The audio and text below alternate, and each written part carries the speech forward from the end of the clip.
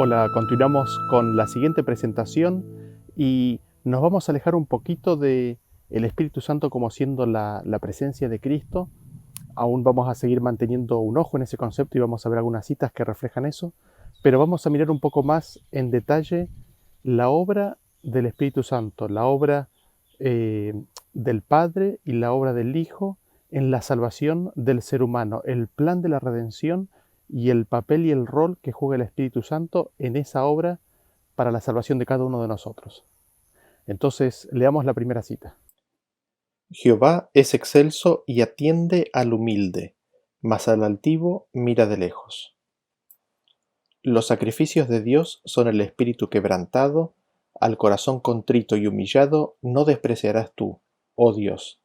Salmos 138:6, 51:17. Los que revelan el manso y humilde espíritu de Cristo son considerados tiernamente por Dios. Nada pasa inadvertido para él. Tiene en cuenta su abnegación, su esfuerzo para exaltar a Cristo ante el mundo. Aunque esos humildes obreros puedan ser considerados con burla por el mundo, son de gran valor a la vista de Dios. No solo los sabios, los grandes, los benefactores ganarán un pasaporte para entrar en los atrios celestiales. No solo el obrero muy ocupado, lleno de celo y de actividad incansable. No, el puro de corazón, en cuyos labios no ha sido hallado engaño, el pobre de espíritu que es movido por el espíritu de un Cristo que mora en él, el pacificador cuya más alta ambición es cumplir la voluntad de Dios, estos ganarán una plena, admisión. Son las joyas de Dios y estarán entre aquel número de quien escribió Juan. Hoy como la voz de una gran multitud que decía Aleluya, porque el Señor nuestro Dios Todopoderoso reina. Apocalipsis 19:6. Esta cita se encuentra en A fin de conocerle, página 124 del año 1897. ¿Qué es lo que notamos de esta cita?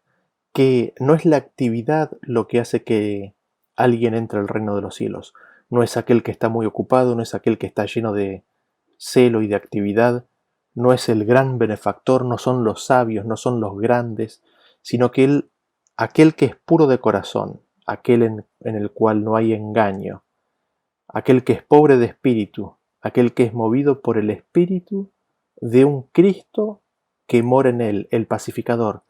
Esas personas tendrán amplia admisión en el reino de Dios. Y destaco que en aquellos que son pobres de espíritu, son movidos por el espíritu de un Cristo que mora en esa persona. Leemos la siguiente cita que se encuentra en el Camino a Cristo, página 25 del año 1893. Dice así: La Biblia no enseña que el pecador deba arrepentirse antes de poder aceptar la invitación de Cristo. Venid a mí todos los que estáis cansados y agobiados, y yo os haré descanso. Mateo 11:28. La virtud que viene de Cristo es la que guía a un arrepentimiento genuino. San Pedro habla del asunto de una manera muy clara en su exposición a los israelitas, cuando dice: a este Dios le ensalzó con su diestra para ser príncipe y salvador, a fin de dar arrepentimiento a Israel y remisión de pecados. Hechos 5:31. No podemos arrepentirnos sin que el Espíritu de Cristo despierte la conciencia más de lo que podemos ser perdonados sin Cristo. Cristo es la fuente de todo buen impulso. Él es el único que puede implantar en el corazón enemistad contra el pecado. Todo deseo de verdad y de pureza, toda convicción de nuestra propia pecaminosidad es una prueba de que su Espíritu está obrando en nuestro corazón. ¿Qué es lo que destacamos de esta cita? No hay que estar arrepentido para ir a Cristo, hay que ir así como estamos. Dice que la virtud que viene de Cristo es la que guía a un arrepentimiento genuino. Es imposible arrepentirse, es imposible acercarnos a Cristo sin que el Espíritu de Cristo primero no haya despertado nuestras conciencias. Nos dice que Cristo es la fuente de todo buen impulso. Y no sé si somos conscientes de la implicancia que tiene este comentario. Cristo es la fuente de todo buen impulso. Él es el único que puede implantar en el corazón enemistad contra el pecado. Todo anhelo de la verdad, de la pureza, es una evidencia que el Espíritu de Cristo está trabajando en el corazón del ser humano. Todo pensamiento noble, toda acción noble, toda palabra noble, todo lo bueno, todo lo puro que existe en este mundo, es evidencia de que Cristo ha trabajado en esa persona, en ese alma. Cristo es la fuente de todo buen impulso, aun de aquellos que no le conocen. ¿Cómo? Por medio de su Espíritu, es lo que nos dice. Leemos la siguiente cita en manuscrito 32 del año 1897. Dice así: Fue Cristo quien sopló sobre sus discípulos y les dijo: Recibid el Espíritu Santo. Juan 20:22. Y Cristo es representado por su Santo Espíritu hoy en todas partes del mundo. Él dará la inspiración de su Santo Espíritu a aquellos de contrito corazón. Que haya una mayor dependencia en la eficacia del Espíritu Santo y mucho menos en las agencias humanas. Algunos, por lo menos, no tienen evidencia de que tengan a Cristo morando, de que Él los ha inspirado con sabiduría en consejo por medio de la transfusión de sí mismo en sus corazones. Hay muchos de nuestros líderes que están viviendo una vida separada de Cristo. Mientras que son admirados, respetados, y la confianza reposa sobre ellos como si fueran el consejo de Dios, no tienen la mente de Cristo. Jesucristo, viviendo en las facultades de los agentes humanos consagrados, actuará en cada órgano. Ellos dependerán y elegirán la voluntad de Dios y se conformarán a su carácter. Todo orgullo, superioridad, toda demanda injusta será puesta de lado. Sentirán que son todos hermanos. Mateo 23:8. ¿Qué es lo que notamos de esta cita? Primero dice que Cristo es representado por su Santo Espíritu, y lo que Él da es la inspiración de su Santo Espíritu. Y habla de la necesidad de que el ser humano, de que el obrero, tenga una dependencia mucho más grande del Espíritu Santo. Ella dice que hay algunos que no tienen evidencia de que Cristo esté morando en ellos, hablando de la morada del Espíritu Santo. Dice que estos no tienen evidencia de que Él los ha inspirado con sabiduría. ¿Cómo?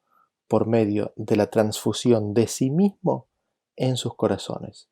¿Qué es la transfusión de sí mismo? Es Cristo enviándoles, dándoles de su Espíritu, quien es Él mismo. Al no tener evidencias de esto, hay muchos líderes que están viviendo de esta manera una vida separada de Cristo. No tienen la mente de Cristo. Si ellos se conectaran o estuvieran con Cristo, ¿qué es lo que sucedería? Jesucristo viviría en las facultades, actuaría en cada órgano.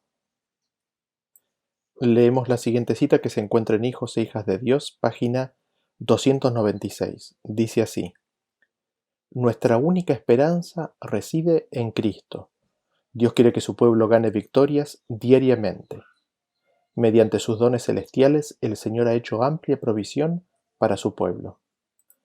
Un padre terrenal no le puede dar a su hijo un carácter santificado.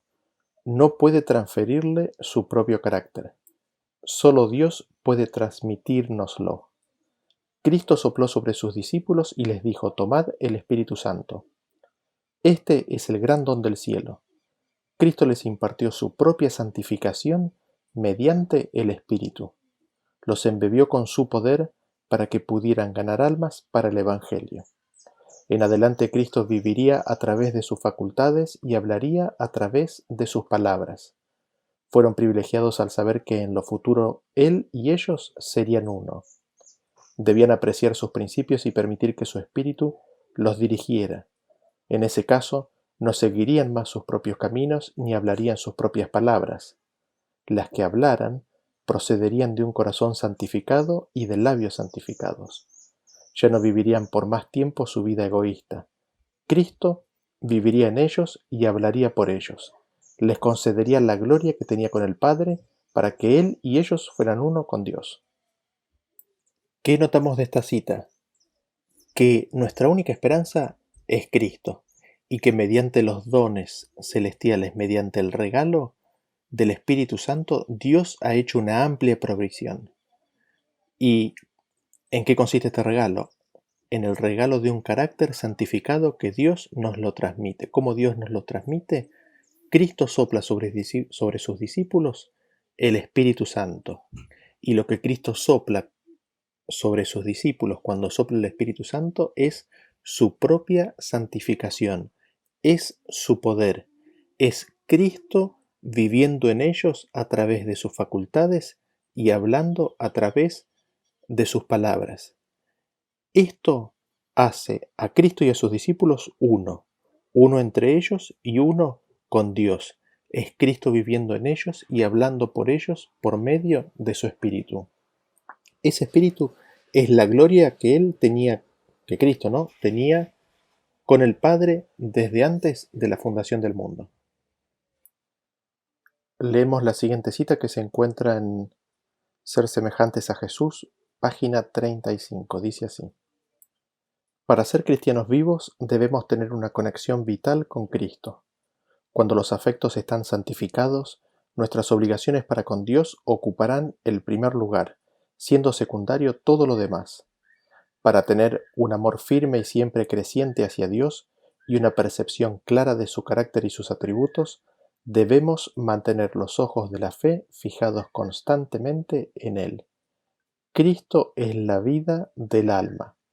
Debemos estar en Él y Él en nosotros, o de otra manera, somos pámpanos secos. ¿Qué es lo que notamos en esta cita? La referencia a los pámpanos secos es una referencia directa a Juan 15, la explicación de la conexión que Cristo quiere tener con sus discípulos en el contexto de la entrega del Consolador. ¿Y qué es lo que nos dice? Que es vital tener una conexión permanente con Cristo, y esto se hace manteniendo los ojos de la fe puestos en Dios, puestos en Cristo. Una conexión vital significa una conexión en la cual se nos va la vida, ¿no? ¿Por qué? Porque Cristo es la vida del alma. Nosotros debemos estar en Él y Él en nosotros. Leemos la siguiente cita, que es una carta, la carta número 133 del año 1897. Dice así: Oh, cuánto material sin usar hay allí afuera en este mundo. Cuán pocas de nuestras preciosas capacidades recibidas son usadas para nuestro beneficio eterno y para hacer la obra de Dios. No es tanto cuán grandes son nuestras capacidades lo que nos calificará para el servicio para Dios, sino la consagración de los poderes que tenemos y de la diligente aplicación de estos talentos que Dios nos ha dado. Es con el uso que aumentarán en su cantidad a usar. Si tú tienes individualmente 10 veces más el talento que ahora posees, no mejoraría tu situación ante Dios a menos que esté combinada con una conexión vital con Dios, quien es espíritu y vida. Tu alma necesita estar en contacto con los principios vivientes del ser de Cristo, tus labios tocados con el carbón viviente tomado de su altar. Estás gastando tiempo y oportunidades. Estás desaprovechando tus privilegios. Dios ha de soplar en tu corazón y espíritu el hálito de su vida. Él está listo para hacerlo. Él está listo para tomarte en compañía consigo mismo. El gran poder transformador de Dios es esencial. Búscalo. Cristo está parado a la puerta de sus corazones, llamando, pidiendo ser admitido. ¿Dejarás al invitado celestial llamar en vano? Necesitas tomar la obra con intensidad. Haz algo. Cada uno de ustedes, háganlo ahora. Entre tanto que se dice hoy, si oyerais hoy su voz, no endurezcáis vuestros corazones. Hebreos 3, 13 y 15. Clama a Dios con el alma, corazón y voz, para que podáis tener el coraje de recibir a Cristo. Tremenda cita, ¿no? Como termina. Dice que tenemos que clamar a Dios, ¿no? Con todas nuestras fuerzas, con todo nuestro corazón, con toda nuestra alma. ¿Para qué? Para poder tener la valentía de recibir a Cristo.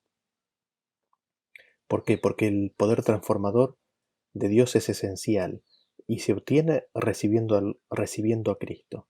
Es Cristo el que está parado a la puerta de nuestros corazones, llamando, intentando soplar en nuestras vidas el espíritu, el hálito de su propia vida. Así es como nuestra alma entra en contacto con los principios vivientes del ser de Cristo.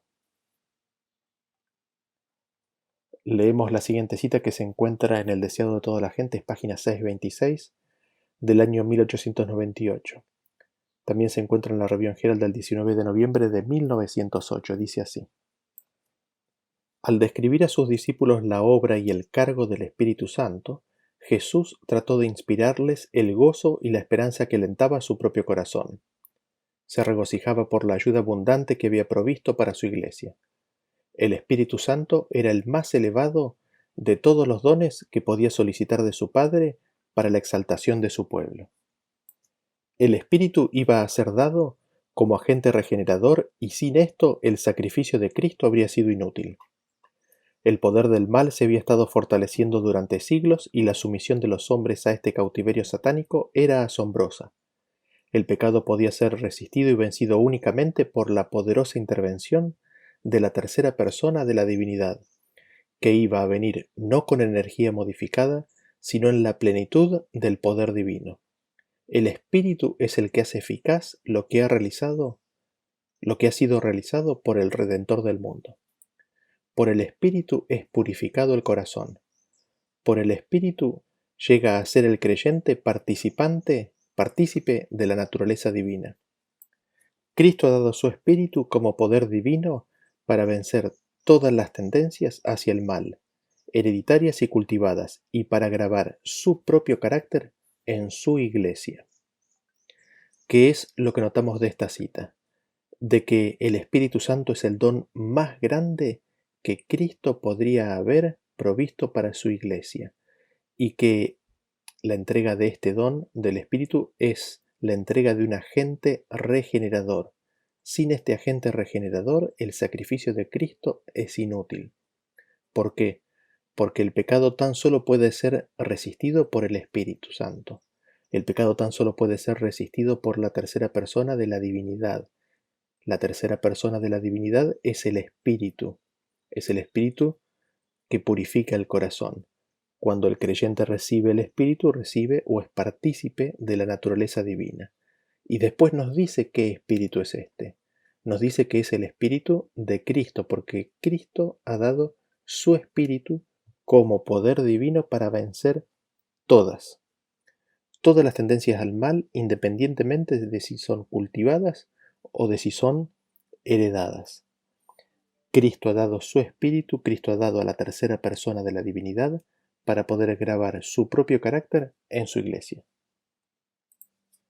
Leemos la siguiente cita que se encuentra en la Review Herald del 19 de mayo de 1904.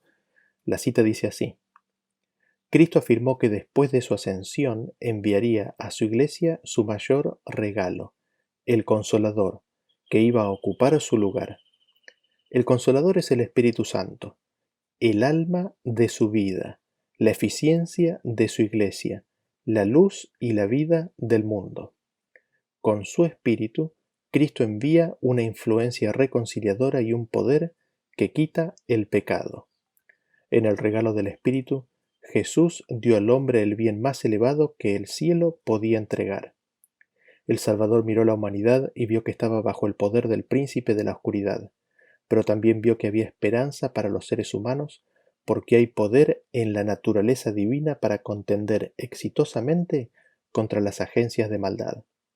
Con feliz seguridad dijo: ahora es el juicio de este mundo, ahora el príncipe de este mundo será echado fuera, y yo, si fuere levantado de la tierra, a todos atraeré a mí mismo.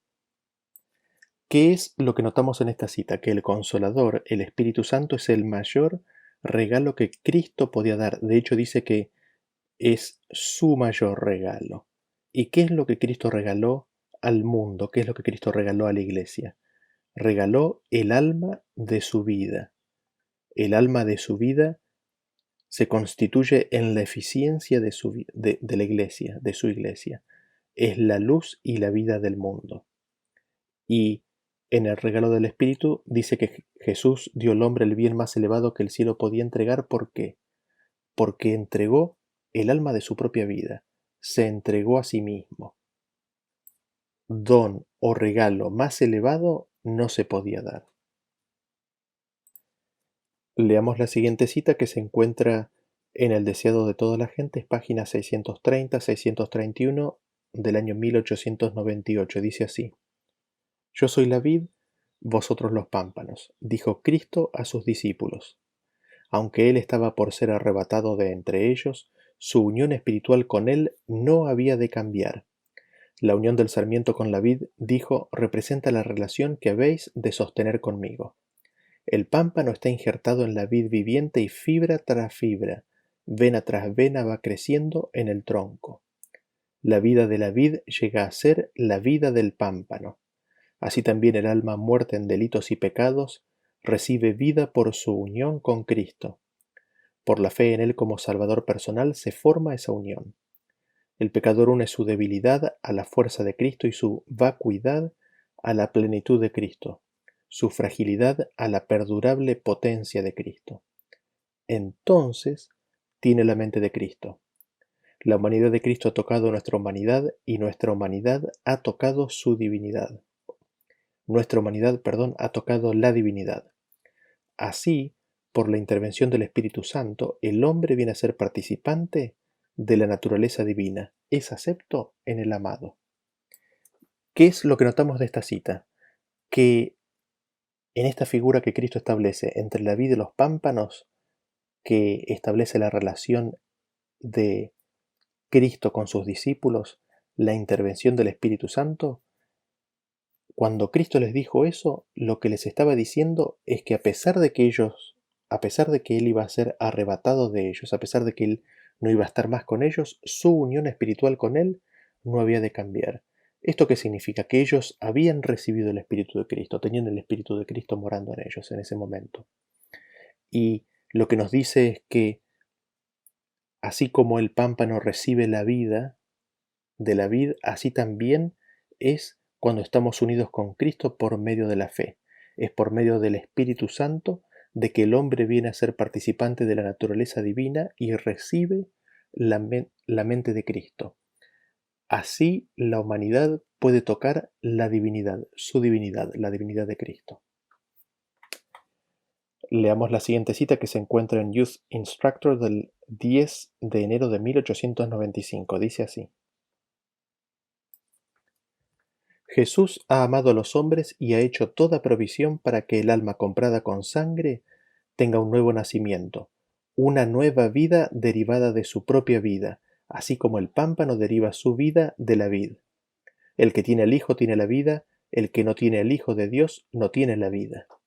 Aquellos que creen en Cristo obtienen su poder motivador y la textura de sus caracteres de aquel en quien creen. Examinaos a vosotros mismos si estáis en la fe, probaos a vosotros mismos. ¿O no os conocéis a vosotros mismos que Jesucristo está en vosotros, a menos que estéis reprobados? ¿No sabéis que vuestros cuerpos son miembros de Cristo? ¿O ignoráis que vuestro cuerpo es templo del Espíritu Santo, el cual está en vosotros, el cual tenéis de Dios, y que no sois vuestros? Porque habéis sido comprados por precio. Glorificad pues a Dios en vuestro cuerpo y en vuestro espíritu, los cuales son de Dios. Nuestra posición está claramente delineada. La habilitación que tenemos de Dios está claramente descrita y nuestra responsabilidad y tarea están claramente expuestas. La declaración de Cristo es dada en un lenguaje que no admite confusión. Si no coméis la carne del Hijo del Hombre y bebéis su sangre, no tenéis vida en vosotros. ¿Qué es lo que notamos de esta cita?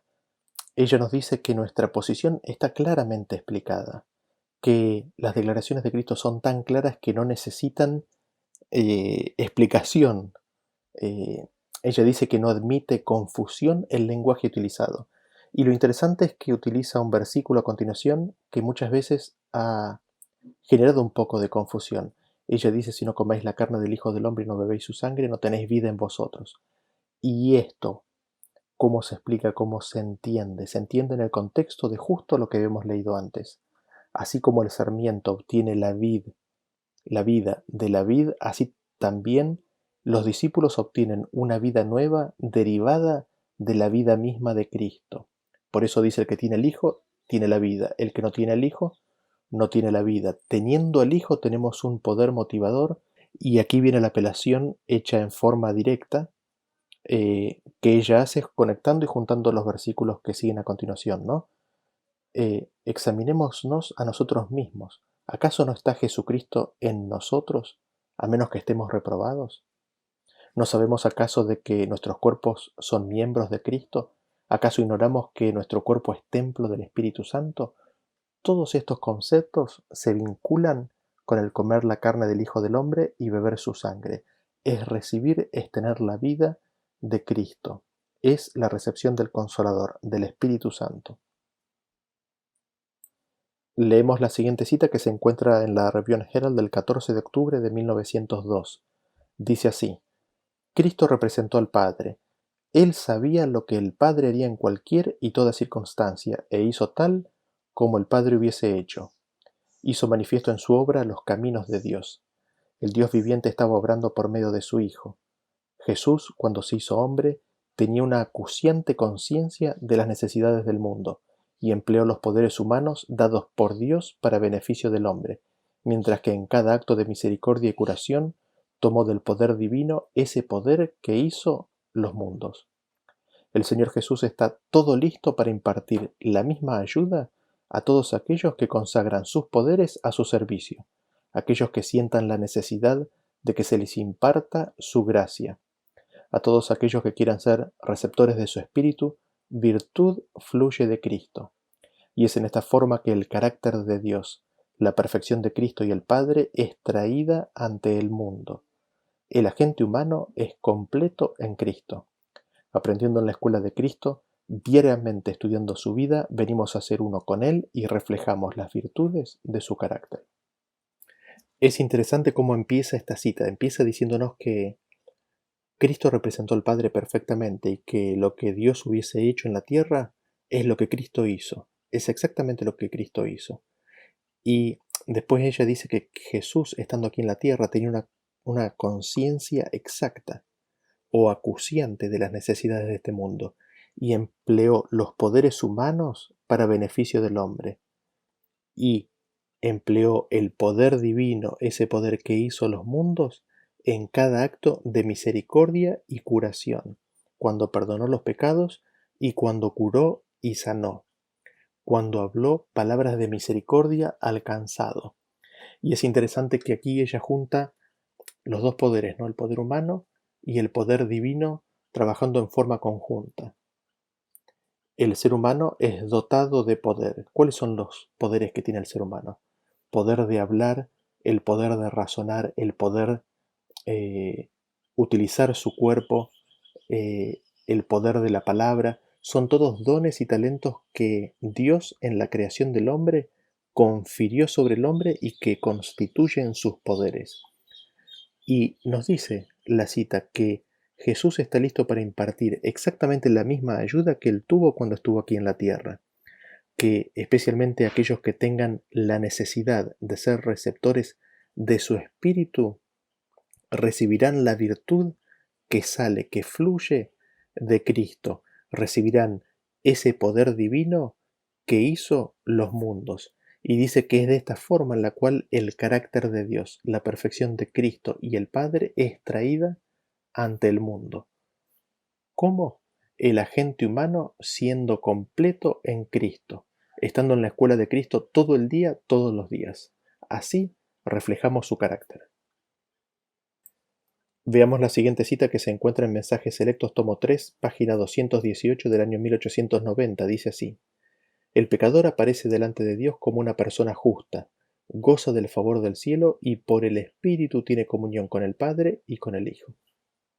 Notamos en esta cita que lo que nos dice es que tenemos comunión con el Padre y con el Hijo, de acuerdo al versículo de 1 de Juan capítulo 1. Y esta comunión con el Padre y con el Hijo es por medio del Espíritu Santo. Leamos la siguiente cita, que se encuentra en The Home Missionary del 1 de noviembre de 1893. Dice así: pero es la vida del Señor Jesucristo en el alma, es el principio activo del amor impartido por el Espíritu Santo, lo único que hará al alma fructífera para buenas obras. El amor de Cristo es la fuerza y el poder de todo mensaje en favor de Dios que alguna vez haya salido de labios humanos. Cuando uno se despoja completamente de sí mismo y todo Dios falso es desalojado del alma, el lugar lo llena la afluencia del Espíritu de Cristo. El tal tiene la fe que obra por amor y purifica al creyente de toda corrupción moral y espiritual. El Espíritu Santo, el Consolador, puede obrar en el corazón, influyendo y dirigiendo para que pueda gozarse en los asuntos espirituales. La persona anda conforme al Espíritu y hace caso a los temas del Espíritu. No tiene confianza en sí misma. Cristo es el todo y en todos. El Espíritu Santo en forma constante revela la verdad, recibe con humildad la palabra injertada y le atribuye al Señor toda la gloria, diciendo, pero Dios nos la reveló a nosotros por el Espíritu. Y nosotros no hemos recibido el Espíritu del mundo, sino el Espíritu que proviene de Dios, para que sepamos lo que Dios nos ha concedido. El Espíritu que revela además produce en él los frutos de justicia. Cristo es en él una fuente de agua que salte para vida eterna. Él es un sarmiento de la vid verdadera, y lleva ricos racimos de fruta para la gloria de Dios. ¿Cuál es el carácter del fruto que lleva? Mas el fruto del Espíritu es amor. Marca las palabras: amor y no odio, es gozo y no descontento y lamento, paz y no irritación, ansiedad y pruebas provocadas. Es paciencia, benignidad, bondad, fe, mansedumbre, templanza. Contra tales cosas no hay ley. Cuando el Espíritu Santo fue derramado sobre la iglesia temprana, la multitud de los que habían creído eran de un corazón y un alma. El Espíritu de Cristo los hizo uno. Este es el fruto de permanecer en Cristo. En medio de la confusión de doctrinas engañosas, el Espíritu de Dios será una guía y escudo para aquellos que no han resistido las evidencias de la verdad. Él silencia toda otra voz que no sea aquella que proviene de aquel que es la verdad y la vida. Dios da a cada alma la oportunidad de escuchar la voz del verdadero pastor, de recibir el conocimiento de nuestro Dios y de nuestro Salvador. Cuando el corazón recibe esta verdad como un precioso tesoro, Cristo es formado interiormente, la esperanza de gloria, mientras que el universo entero exclama Amén, Amén. Tenemos la absoluta necesidad del poder regenerador del Espíritu Santo. No tenemos tiempo para dialogar con la carne y sangre. ¿Qué es lo que notamos en esta cita? Hay varios aspectos para destacar. Lo primero es que el Espíritu Santo nos imparte, nos da la vida del Señor Jesucristo en el alma. Para que esto ocurra, uno tiene que vaciarse completamente a sí mismo. Todo Dios falso tiene que desaparecer, entonces el lugar lo llena la afluencia del Espíritu de Cristo. El Espíritu de Cristo es lo que se recibe. Así, el Espíritu Santo o el Consolador puede obrar en el corazón, siendo de esa manera Cristo el todo en todos. Cristo es todo para el ser humano.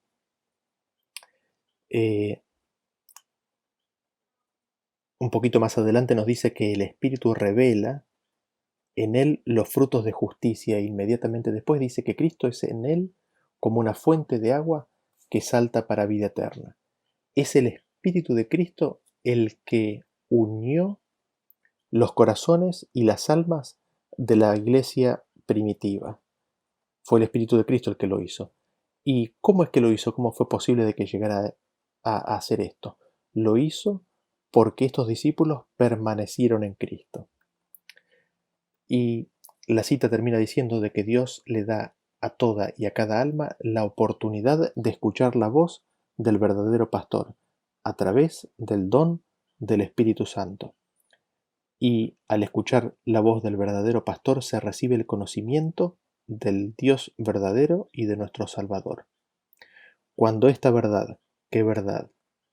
De que Dios habla a cada alma a través del verdadero pastor de Jesucristo. ¿Qué verdad? La verdad del conocimiento de Dios, del Padre y de nuestro Salvador. Referencia directa a Juan 17:3.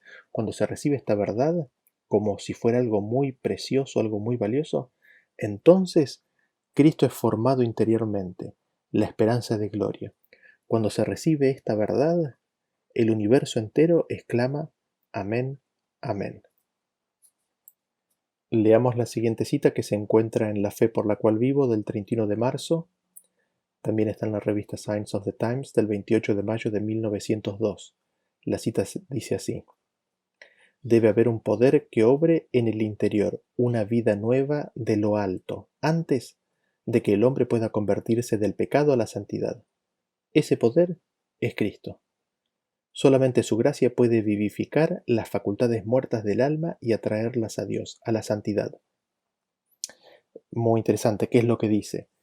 Que para que el hombre se pueda convertir del pecado tiene que tener un poder que es ajeno a él. Tiene que recibir un poder que obre en su interior, y ese poder es una vida nueva que proviene de lo alto. Ese poder, esa vida de lo alto, es Jesucristo, es Cristo mismo. Veamos la siguiente cita que se encuentra en el Comentario Bíblico Adventista, el volumen 5, en referencia a Juan 17, 20 al 23. También se encuentra en el manuscrito 111 del año 1903. La cita dice así: Mas no ruego solamente por estos, sino también por los que han de creer en mí por la palabra de ellos, para que todos sean uno como tú, oh Padre, en mí y yo en ti, que también ellos sean uno en nosotros, para que el mundo crea que tú me enviaste. La gloria que me diste, yo les he dado para que sean uno, así como nosotros somos uno. Yo en ellos y tú en mí, para que sean perfectos en unidad, para que el mundo conozca que tú me enviaste, y que los has amado a ellos como también a mí me has amado. Juan 17, 20 al 23. ¡Qué afirmación maravillosa! La unidad que existe entre Cristo y sus discípulos no destruye la personalidad de ninguno de los dos. Son uno en pensamiento, en propósito, en carácter, pero no en persona. El hombre llega a participar de la naturaleza divina, participando del Espíritu de Dios, conformándose a la ley de Dios. Cristo hace que sus discípulos lleguen a una unión viviente con Él y con el Padre. El hombre es hecho completo en Cristo Jesús mediante la obra del Espíritu Santo en la mente humana. La unidad con Cristo establece un vínculo de unidad mutua. Esa unidad es la prueba más convincente ante el mundo de la majestad y virtud de Cristo y de su poder para eliminar los pecados.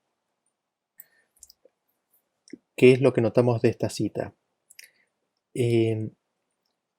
Ella menciona Juan 17, en el cual, en la oración de Cristo, Él ora para que se produzca esa unidad entre sus discípulos y Cristo y Dios.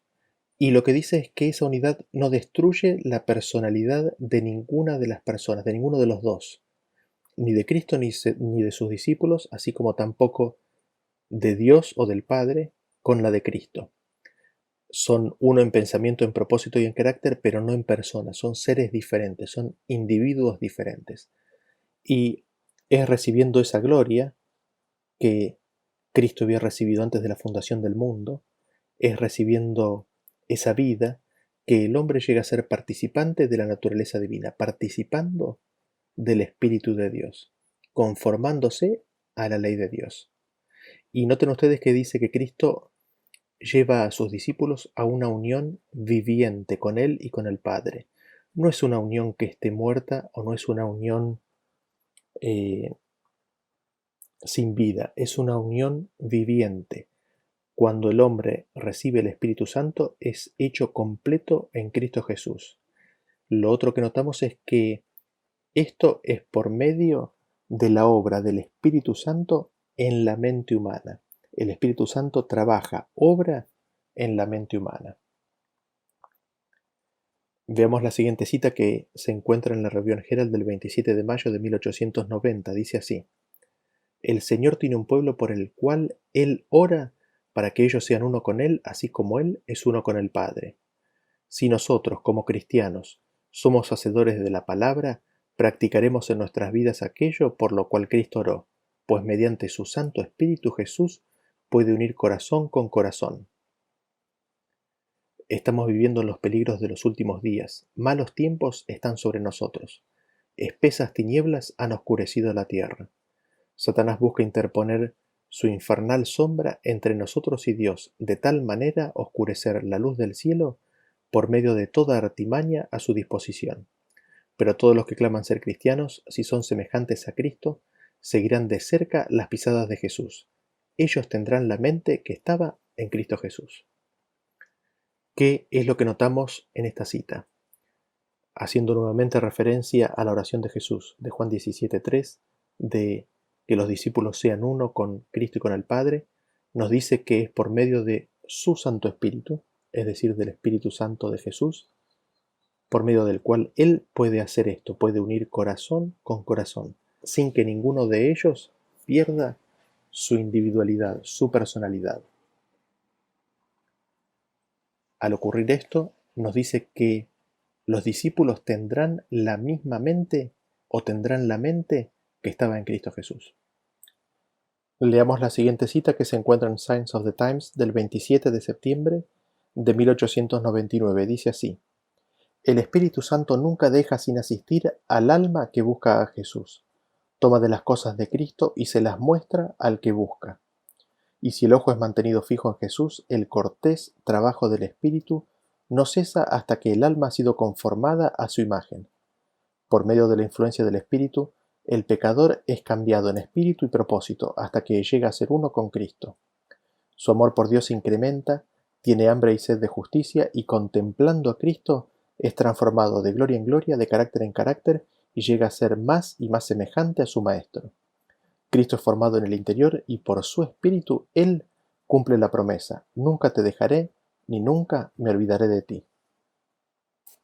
¿Qué es lo que notamos en esta cita? Que toda alma que busca a Jesús va a ser siempre asistida por el Espíritu Santo. Y recordarán una cita que leímos hace un ratito al comienzo de este trabajo, de que ese buscar a Jesús es implantado por el Espíritu.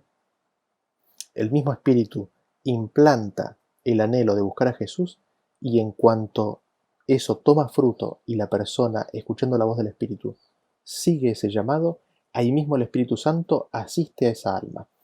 ¿Y cómo lo hace? Dice que toma las cosas de Cristo y se las muestra al que busca. Y la idea es que la persona mantenga los ojos fijos en Jesús, mientras el Espíritu le muestra las cosas de Jesús, las cosas de Cristo. Dice que esa obra, ese trabajo, es un trabajo cortés, que el Espíritu hace sin cesar hasta que el alma, hasta que la obra del alma esté completa. Esto ocurre cuando el alma ha sido conformada a la imagen de Cristo.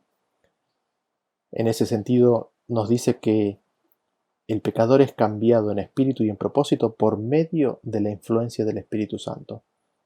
Cuando eso ocurre, o es en ese proceso en el cual el pecador viene a ser uno con Cristo, mediante la influencia del Espíritu que lo cambia en espíritu y en propósito. Cuando eso ocurre, Cristo es formado en el interior y por su Espíritu, a partir de ahí, esa promesa queda fijada para siempre, porque la promesa del Consolador es para siempre, ¿no? Dice: nunca te dejaré ni nunca me olvidaré de ti. ¿Por qué? Porque Cristo está formado en el interior y su Espíritu mora en él. Veamos la siguiente cita que se encuentra en El Camino a Cristo, la página 75 y 76 del año 1893. Dice así: al congregarse después de su ascensión, estaban ansiosos de presentar sus peticiones al Padre en el nombre de Jesús. Con solemne temor se postraron en oración, repitiendo la promesa: todo cuanto pidierais al Padre en mi nombre, Él os lo dará. Hasta ahora no habéis pedido nada en mi nombre. Pedid y recibiréis, para que vuestro gozo sea completo. Extendieron más y más la mano de la fe, presentando aquel poderoso argumento: Cristo Jesús es el que murió, más aún el que fue levantado de entre los muertos y el que está a la diestra de Dios, el que también intercede por nosotros. Romanos 8:34. Y en el día del Pentecostés vino a ellos la presencia del Consolador, del cual Cristo había dicho: estará en vosotros. Y les había dicho más: os conviene que yo vaya, porque si no me fuere, el Consolador no vendrá a vosotros, mas si me fuere, os lo enviaré. Juan 14, 17 y 16:7.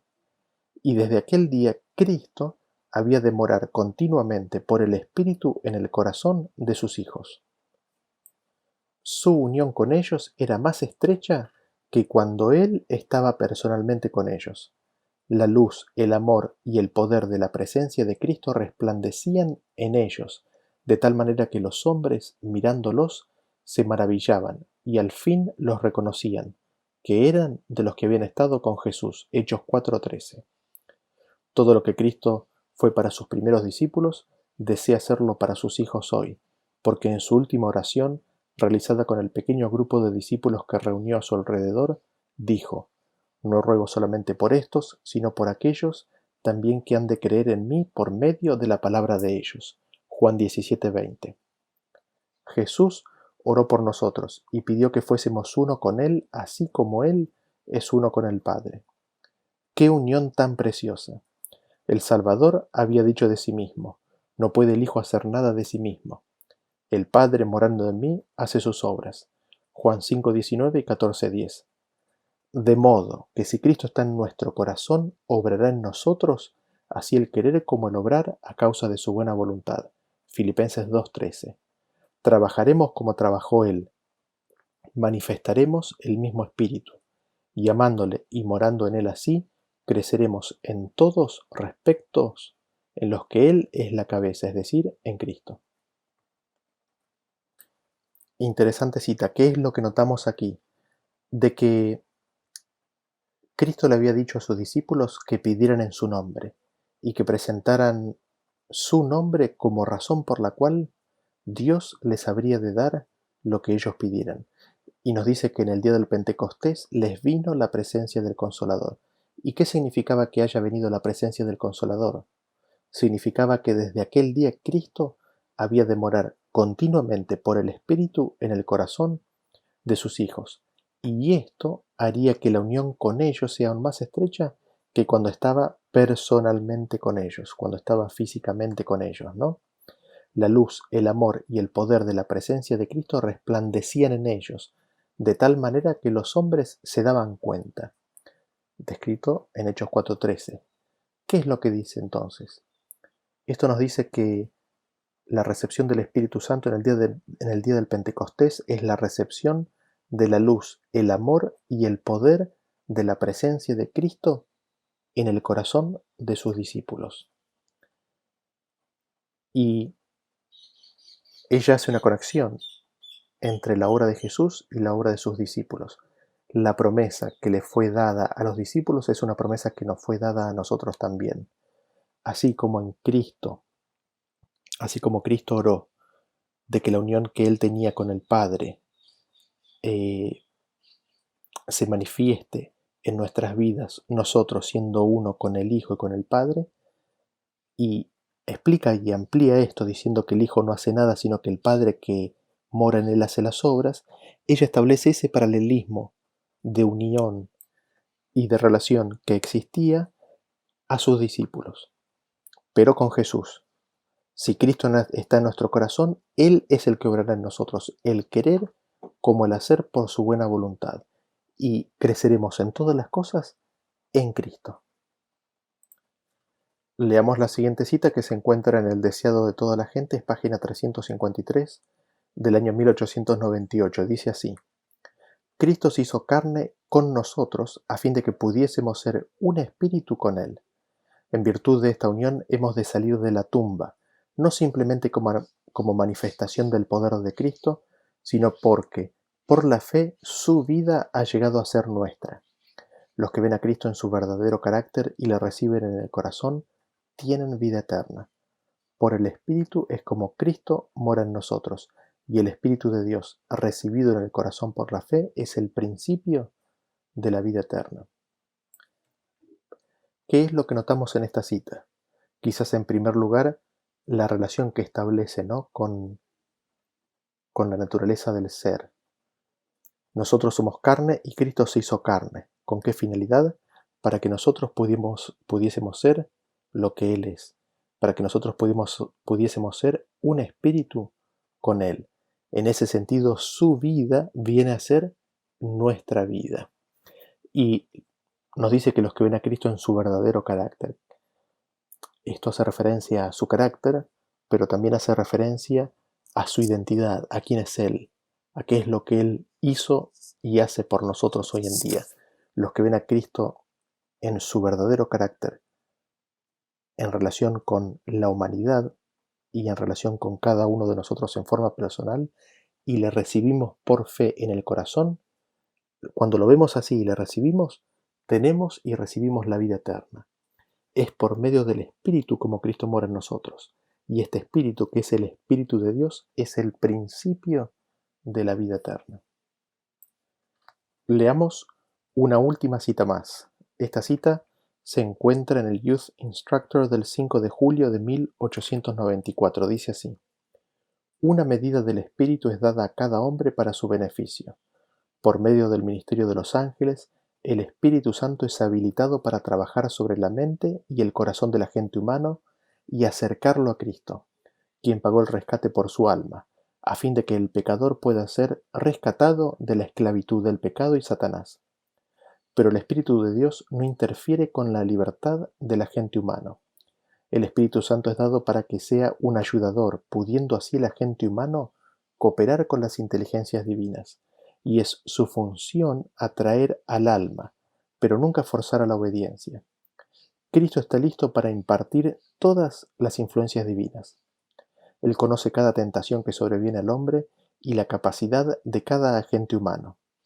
Él mide su fuerza, él ve el presente y el futuro y abre ante la mente las obligaciones que deberán ser enfrentadas y apremia para que no se permita que las cosas terrenales y comunes sean tan absorbentes que se pierdan de vista las cosas eternas. El Señor tiene amplia gracia para impartir a cada uno que recibe el regalo celestial. El Espíritu Santo traerá las capacidades dadas por Dios al servicio de Cristo y conformará y asimilará al agente humano de acuerdo con el divino modelo, en la proporción en la cual el agente humano desee anhelosamente la transformación.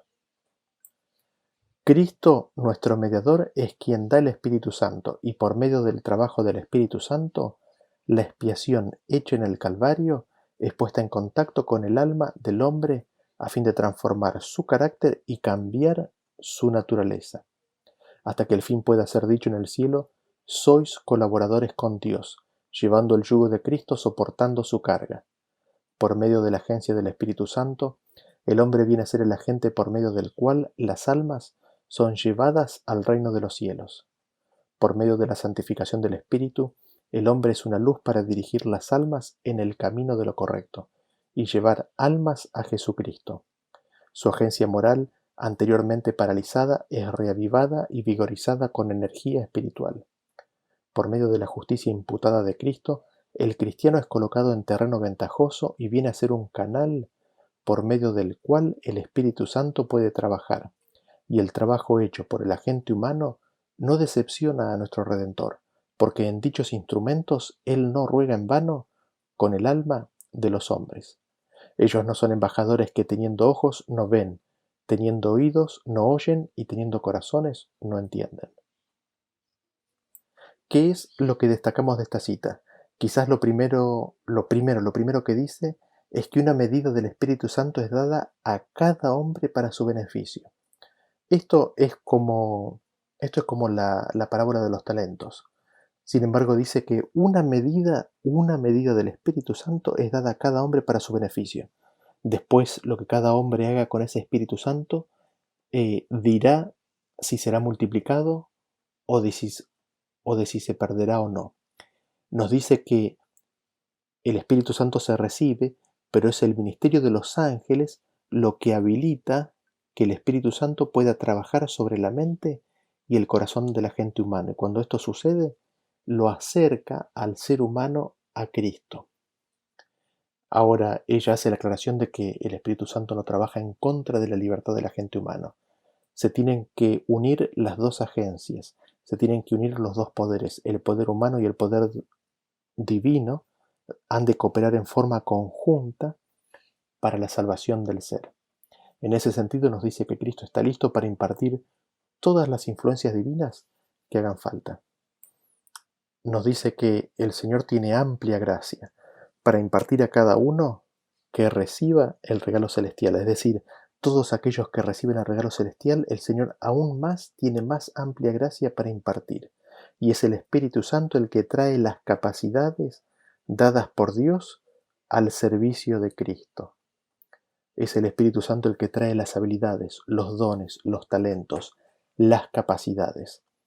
Cristo es nuestro mediador, está sentado a la diestra del Padre y es Él el que da el Espíritu Santo, y es por medio del trabajo del Espíritu Santo que el hombre es transformado en su carácter y su naturaleza es cambiado, al punto de ser colaboradores con Dios llevando el yugo de Cristo.